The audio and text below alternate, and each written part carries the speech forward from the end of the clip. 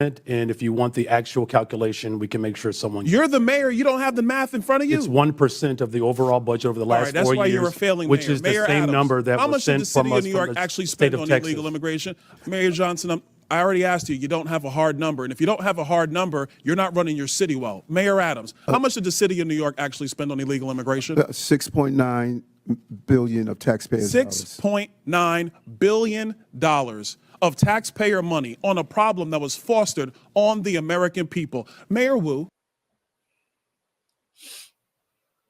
Oh my God. All right, so let's move into this Byron Donalds situation where he was grilling some of the sanctuary cities. And I would love to get your thoughts on that. And this is just another example of what the people want and what's best for Americans, not what's best for politicians, especially when it comes to this Boston mayor, Michelle Wu. But I'll let you guys share your thoughts or at least see the video before we start discussing it. All right. Thank you, Chairman. This is my third term on the Oversight Committee. We've been talking about illegal immigration and oversight the entire time. I remember we had a group of this committee that went down to the El Paso section of the border. This was back in February, March of 2021.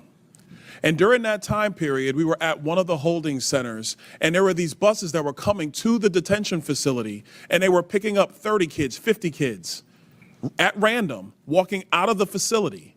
And when I went over to question the bus driver that was transporting these kids, border agents told me, as a member of Congress, that you're not allowed to question the bus driver.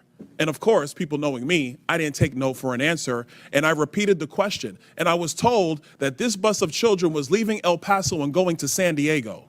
And so what was occurring under the Biden administration is that they were busing unaccompanied minors all across the United States for one reason and one reason only. And that was because they did not want the press to see the pictures of kids in cages. They did not want to see our borders being overrun. They wanted to disperse that problem all through the United States. That is the reckless history of illegal immigration under Joe Biden and the Democrat Party.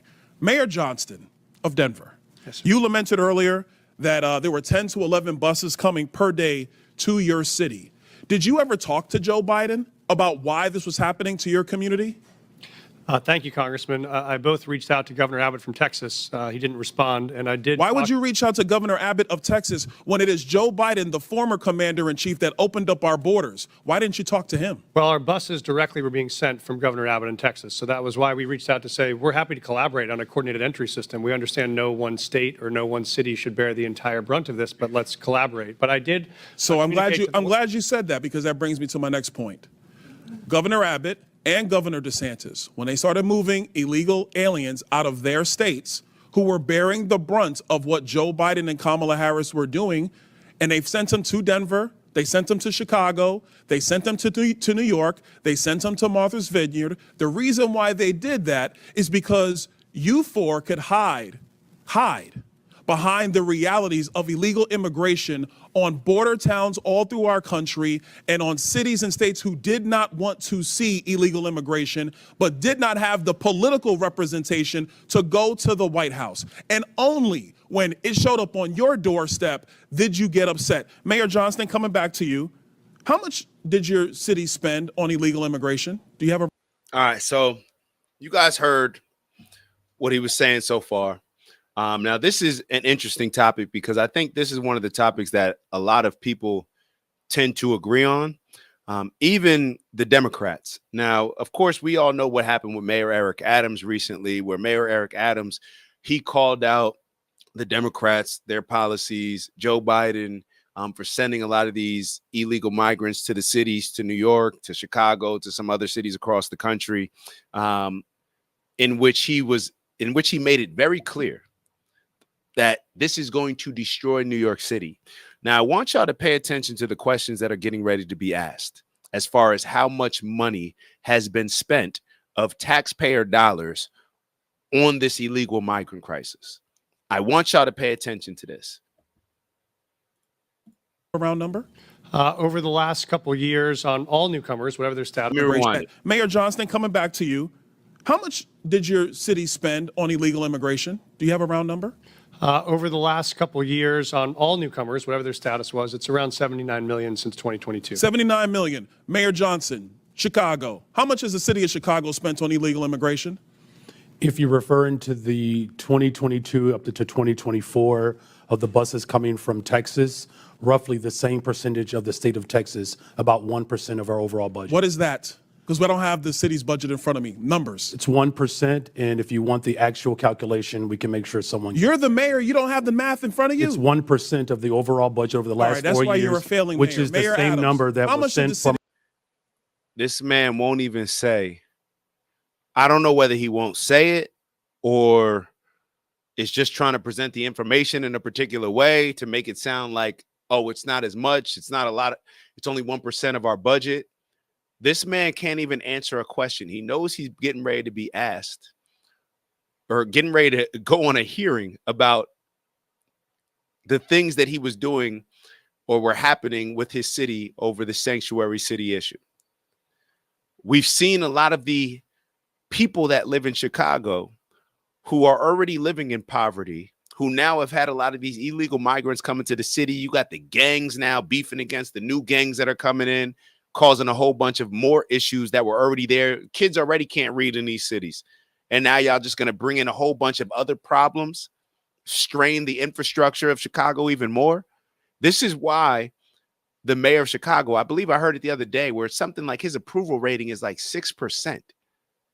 6%, and he's still pushing these things. And what I was going to say earlier, because Mayor Eric Adams is getting ready to answer, that even the Democratic, I believe he's a representative of a district. I think he represents the Bronx. I think he's a representative.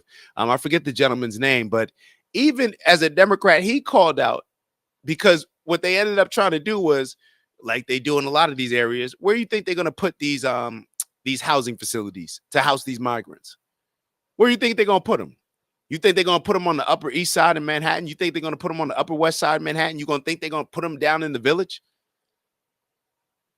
You think they're going to put them in the neighborhoods that all the politicians that okayed their cities to be sanctuary cities, you think they're going to put them next to them, next to their families? Nah, they're going to put them in the Bronx. They're going to put them in the poorest borough in New York City that suffers from terrible violence, a terrible education system, living in extreme poverty. That's where they're going to put the people. They're dumping migrants in areas that these Democratic politicians claim they care about, but they do not, because they're showing you. Invite them to, why don't they? Wouldn't it make sense to bring people into areas that already have a good infrastructure? Why would it make sense to put people in a place that already has an impoverished infrastructure? So for all y'all liberals that voted for these policies, oh, wait, my fault. I know you didn't vote for these policies. You just voted against Donald Trump. I get that. But for all you liberals that voted for the people that pushed these policies, is that a better way to say it? Okay. How do you feel about that?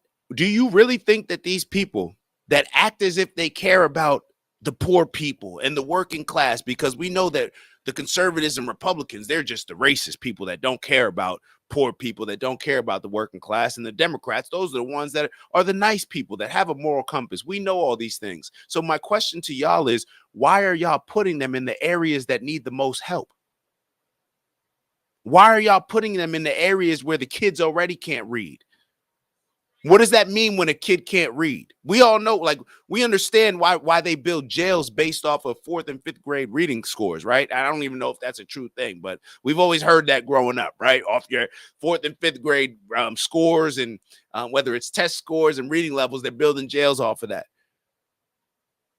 I don't know to what extent that's true, but what I can tell you is that the kids that weren't doing well in 4th and 5th grade, when I was in school, they tend to not do well in life overall.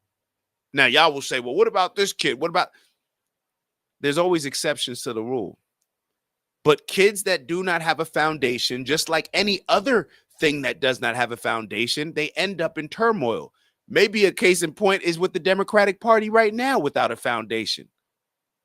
They're desperate. And what do kids do when they can't read, when they can't make money, they can't get a job because they've gotten in trouble? They turn to gangs, they turn to all these things. What do they do when they're desperate?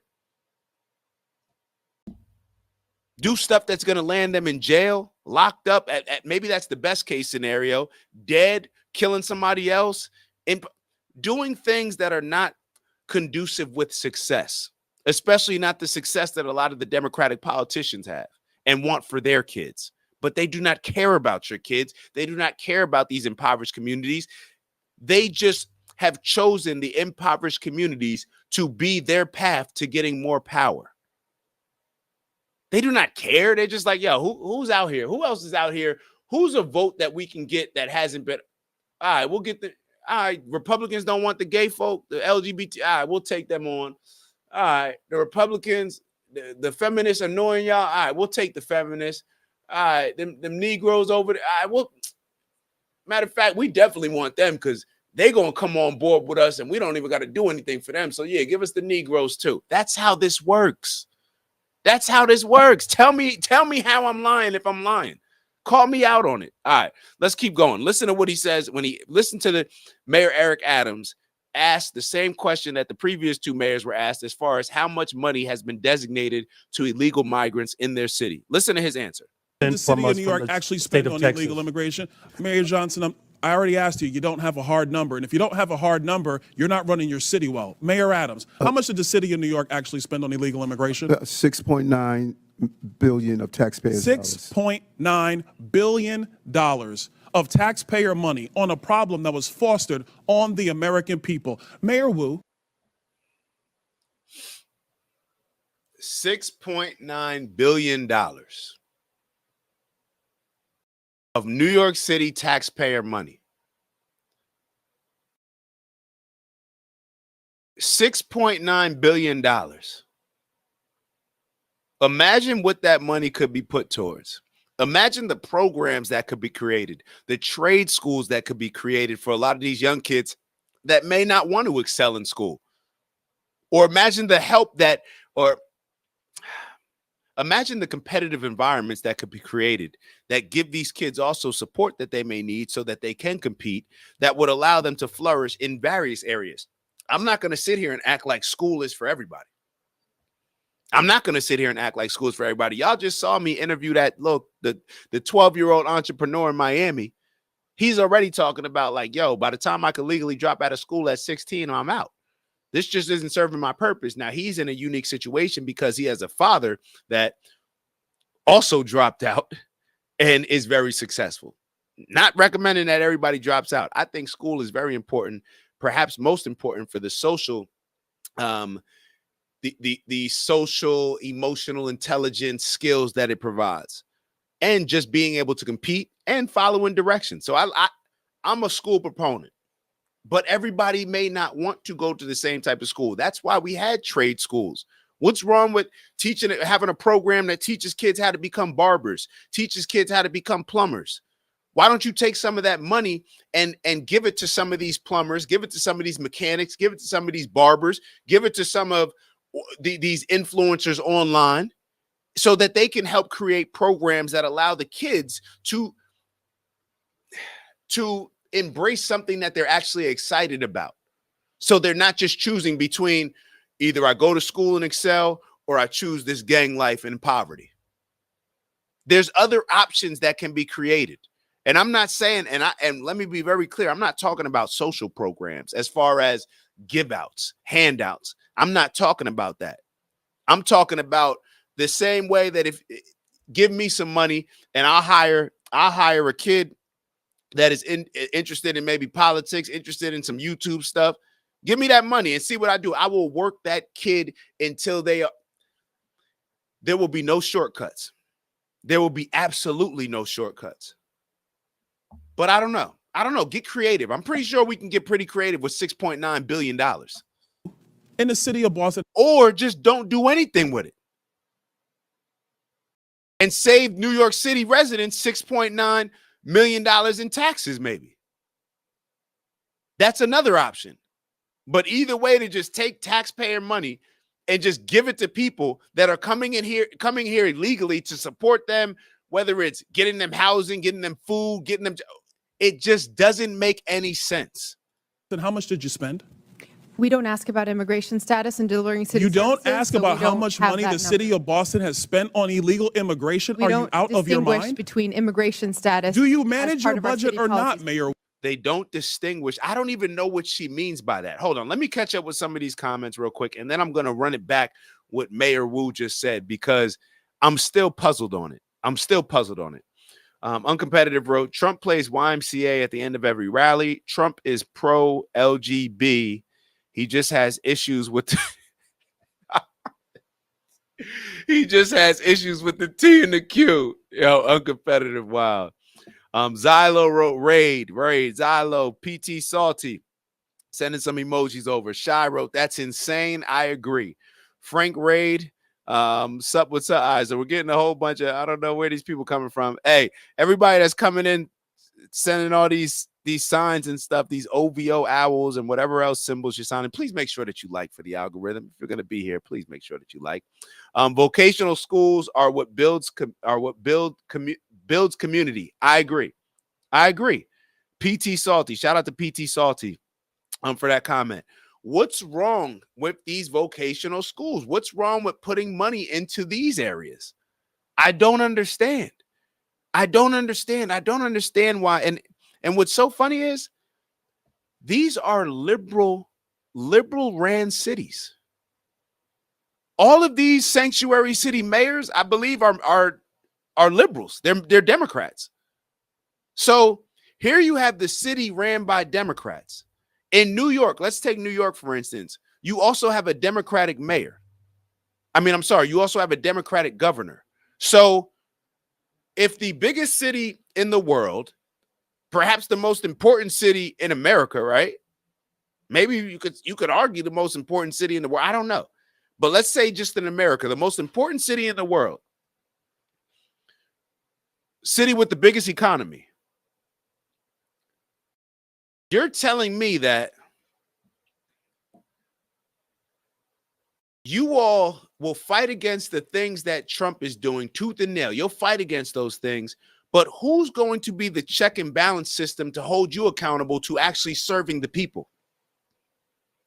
But see, what happens is when you have a group of people that can be emotionally manipulated and care more about Donald Trump said this about an African country rather than the Democratic ran cities in Chicago, in New York, in Baltimore, in all these democratically ran cities.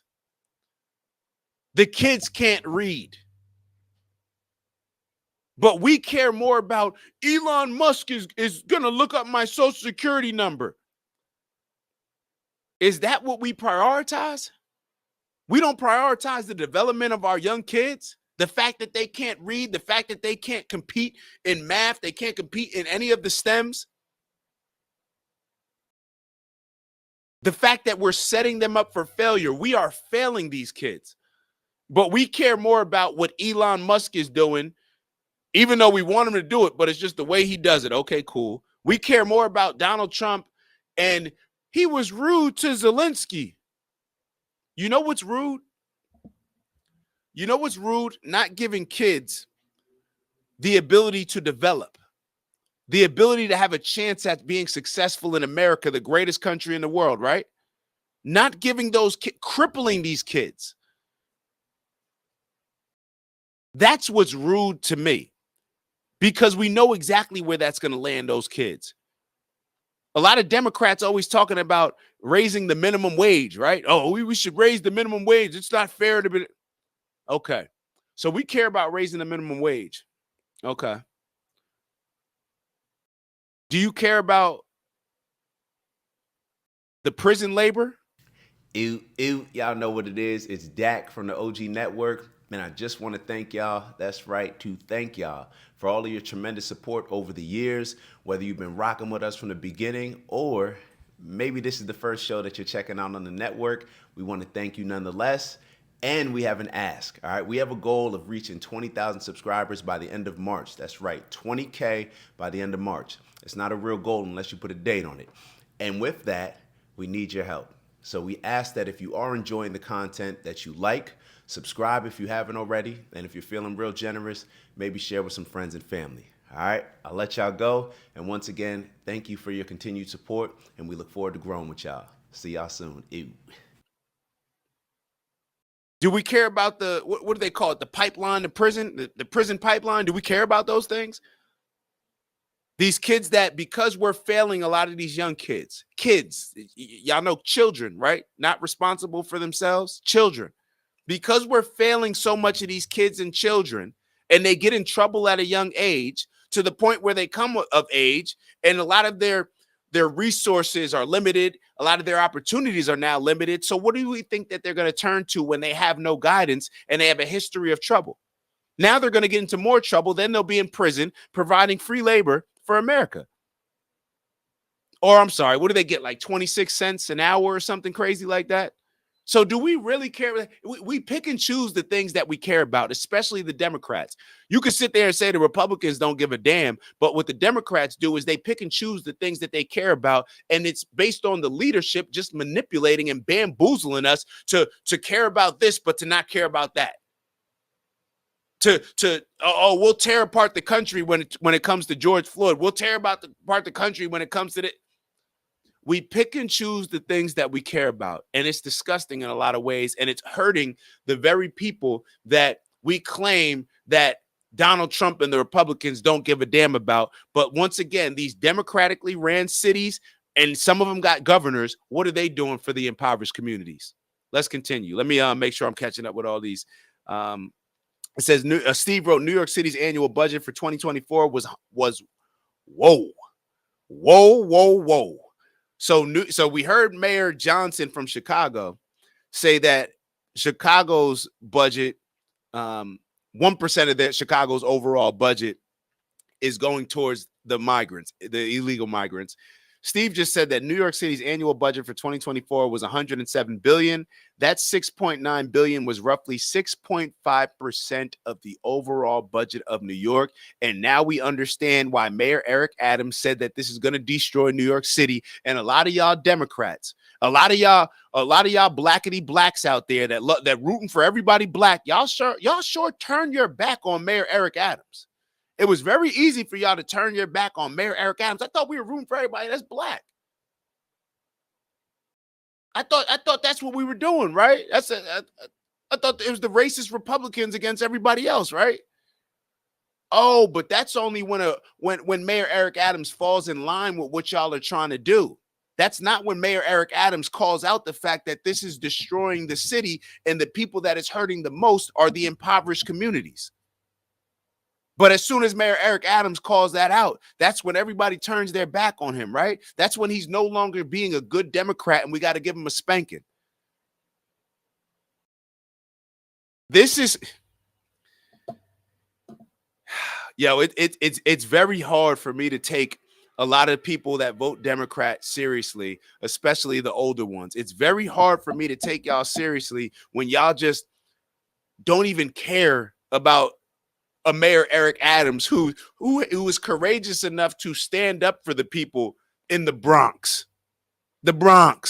where my dad grew up, the most impoverished borough of New York City. He's standing up because that's who it's impacting the most. But Mayor Eric Adams, he's the one that's courageous enough, right? He's playing Robin Hood. He's stepping up for the poor. Oh, but because the Democratic leadership and because as black people, we pledged our allegiance solely to the Democratic Party, now that Mayor Eric Adams goes against or calls out something that's just not working, that is a Democratic policy, now we just turn our back on Mayor Eric Adams. It says a lot. It says a lot. It says Chicago's budget for 2024 was $18.3 billion. So we're looking at $1 billion, I guess, about. Or what did they say? No. What's well, yeah, wait. Did I just do that wrong? 1% of 18 billion? All right. So yeah. All right. Yeah. 1.8. Is that true? 1.8. My math is I just had a brain fart. All right. That's a crazy amount. That's a crazy amount. a crazy amount. Oh, you just moved the decimal point. That's right. That UVA education. Shout out to you, bub. All right, let's keep going. Let's keep going. That is how we keep Mayor our city Wu, safe. do you manage we your have budget or the not? numbers to prove it. I manage my budget. I have a AAA bond rating dating back 10 years. So with to the city of Boston, budget. just understand that your mayor does not care how much of your resources she has spent on people who are not I want to citizens. run that back the This entire should be question. no- Wu, in the city Of taxpayers' dollars. $6.9 billion of taxpayer money on a problem that was fostered on the American people. Mayor Wu, in the city of Boston, how much did you spend? We don't ask about immigration status and delivering city You don't services, ask so about we how don't- much. We don't ask about immigration status when we're delivering services. So how do you even expect to understand how it's going to impact your city? We don't ask, can you imagine this? We don't ask about immigration status.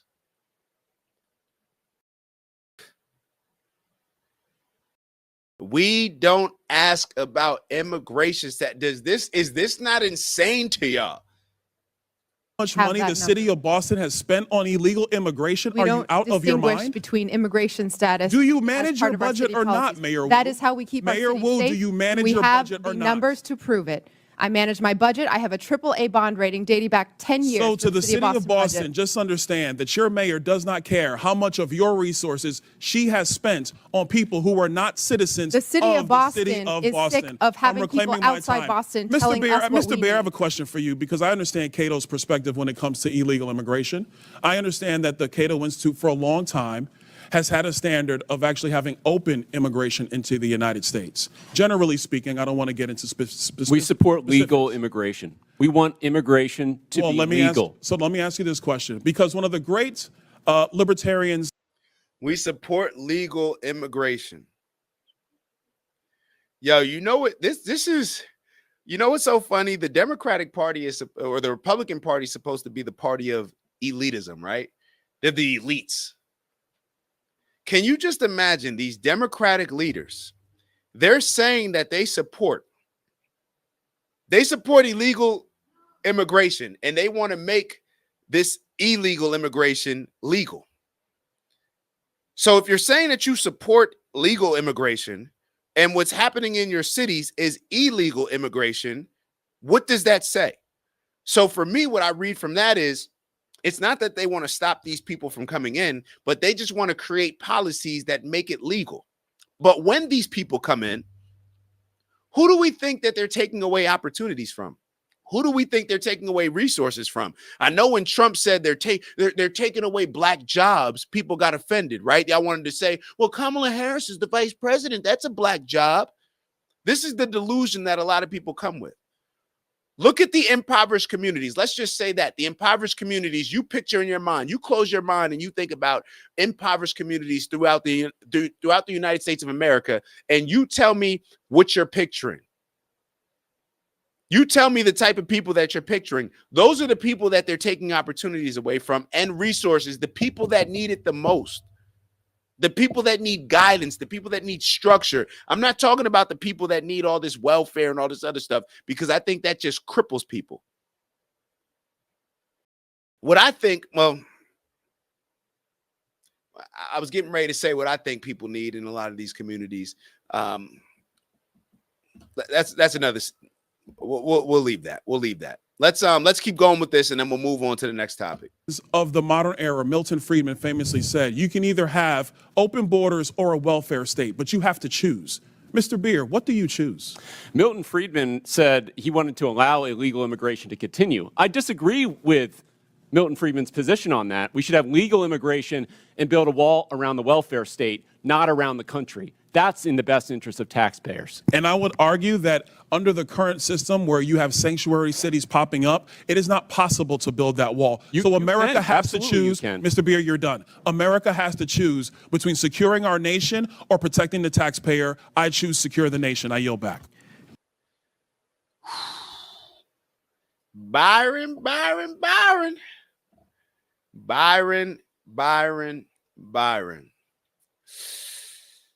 Shall we move on to the next video, people?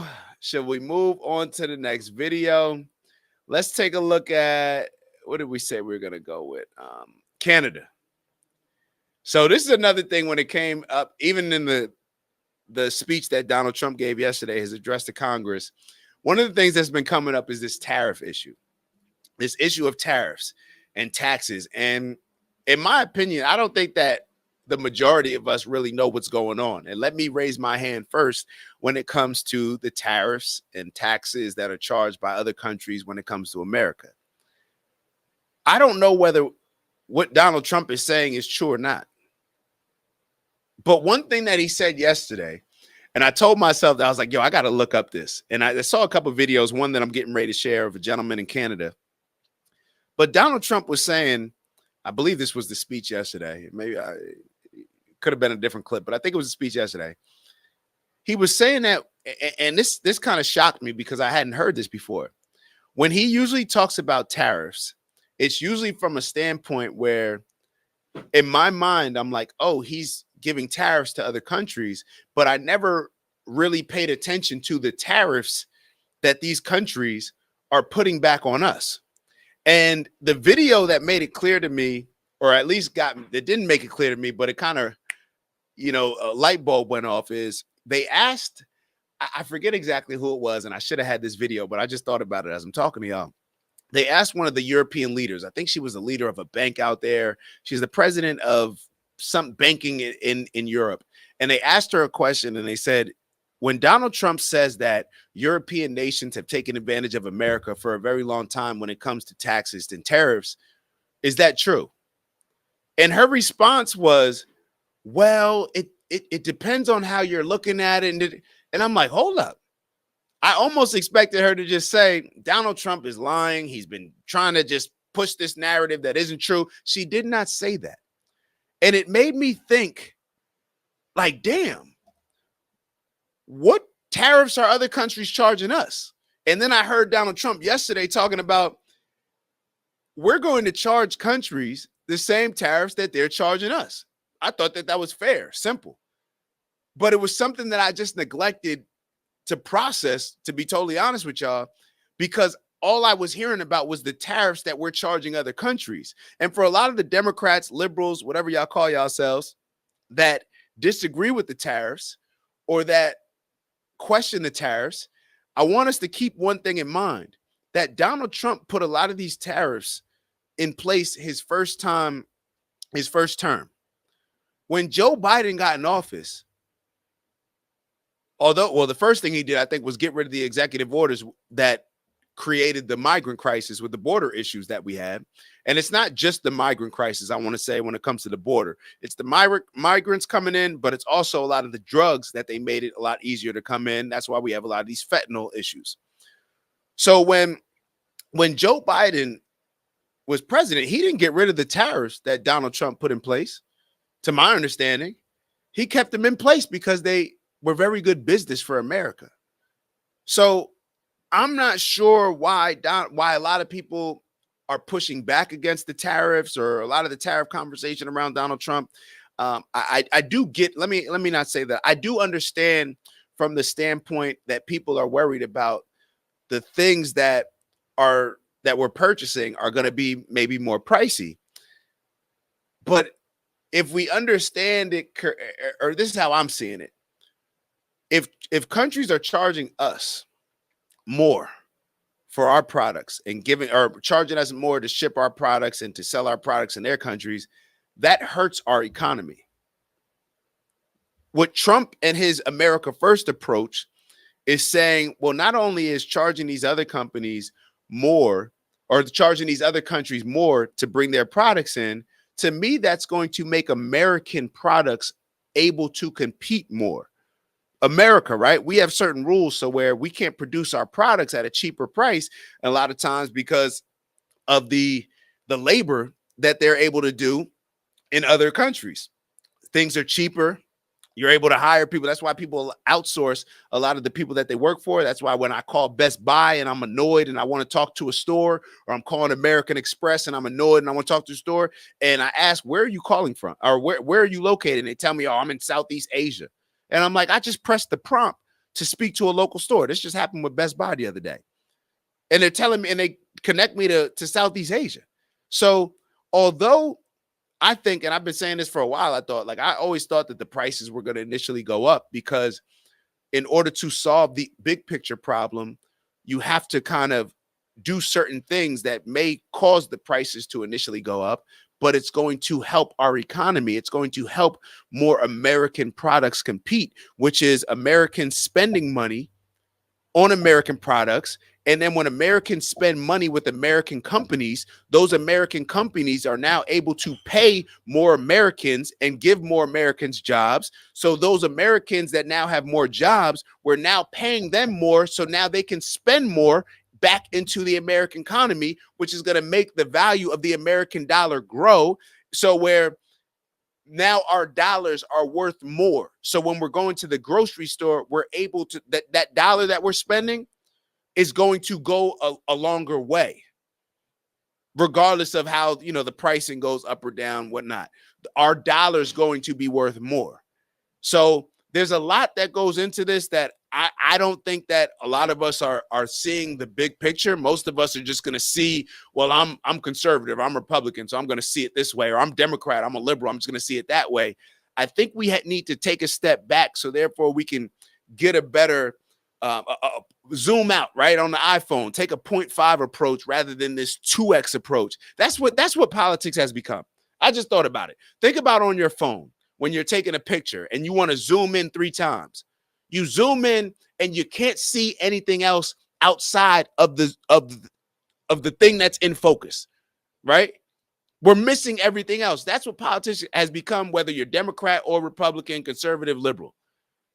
We're so zoomed in on the things that we're consumed with, that the things that are important to us based on what our favorite mainstream news outlet is telling us, that we can't even see or pay attention to anything else that doesn't align with what's in our focus. We need to zoom out and understand a bigger approach. And when we zoom out, we will understand how we're being manipulated, how we're being pitted against each other, how these leaders on both sides are using these divide and conquer tactics in order to push us one way or another. Now, once again, I'm acknowledging that both sides do it, but I'm always going to stand on the fact that when it comes to the Democrats, and I told y'all, I was very clear about when I was voting, or when the election, the economy was not number 1 for me. I don't even think the economy was number 2 for me. The first thing for me was culture. I can't stand the culture that the Democrats have created. I think it's diabolical in a lot of ways. I think it hurts us. I think it pits us against each other. I think it does a lot of evil things that I just are insane to me, and that I believe will create a very slippery slope for a lot of other insane things to happen. We don't need to go into it. I think it's pretty obvious, but maybe it's not obvious, because when I look at the address that Donald Trump did yesterday, when he's talking about there's only 2 genders, we're not going to have boys playing sports against women and taking opportunities away, and all the Democrats are sitting there as if they disagree with what he's saying. They're booing Donald Trump, saying, hey, boys can't play sports against girls. That's how crazy the Democratic culture that they're pushing has become, just from a cultural standpoint. I didn't put economy number 1 for me, because I think that is what has landed us in this position a lot. People prioritizing money over principles and morals. People prioritizing, oh, well, I'm going to get a couple thousand less in Social Security, so therefore I'm going to vote for drag queens to read books to kids in school, for boys to play sports against girls, for tampons to be in boys' bathrooms, for migrants to come into the country. I'm going to vote for the people that represent all these things, because I'm worried about the potential of some money coming out of my Social Security. Or when Donald Trump was in office, I didn't get as much back in taxes, so therefore I'm cool with all those things. Just what I'm seeing. All right, let me catch up with these comments, and then we'll move on to the next topic. Uncompetitive wrote this to the other. I know I'm a little bit late. No wall around the country. Garrick Opie, shout out to you. Please make sure that all the newcomers are liking and subscribing to the page. We love having new people tap in with us. Give your perspective. It's only going to help us grow. Kranzan wrote, bro, got style on that outfit. Appreciate you, baby. You know, switching it up a little bit. Usually just wear the button down, but you know, threw the jacket on. Gotta look a little bit more presidential. You feel me? You gotta dress for the job that you want, not the job that you have, right? So yeah, that's what we on right there. Frank Embry News. Historically, America had a much higher industrial output than the world. So to ensure their own domestic companies could flourish, they imposed tariffs. That has changed now. Wow, that's an interesting point. Let me read that again. Historically, America had a much higher industrial output than the world. So to ensure their own domestic companies could flourish, they imposed tariffs. That has changed now. So other countries, because we were doing so well from an industrial standpoint, other countries imposed tariffs on us to ensure their countries would survive. Nationalism. It's not always bad, right? Nationalism. They put the priorities of their country and their citizens first. Wow, that's a crazy concept. All right, let's move on. PT Salty wrote, Euros impose up to 25% on goods from the USA. No one talks about that. That's a fact. No country is tariff-free. All the money he is saving, where is it going to go? That's a good question. This bloke gets it. What's a bloke, man? I don't even know what that is. What's a bloke? Good raid, Frank. This is cognitive bias. Critical thinking is required to be open to reevaluate your position. That's a fact, bro. That's a fact. We gotta constantly reevaluate. Steve North wrote, you're dropping bombs on target. I appreciate it, baby. I appreciate you, brother. P. Salty wrote, nothing wrong with a bit of nationalism. I thought that's what you're supposed to do. Bloke is Australian for brother. I'm about to start using that. All right, bloke, my bloke. I appreciate you, bloke. I gotta get the lingo down a little bit. I feel like I'm not saying it exactly how it should be said, but let's It's Dak. Just want to thank you for checking out our video and visiting the OG Network. If you enjoyed the video, please make sure that you give us a like. And if you're looking to join a community of inspired individuals striving for purposeful abundance, subscribe. And if you're feeling real generous, share the video with some friends and family. All right, I'll see y'all soon. Ew.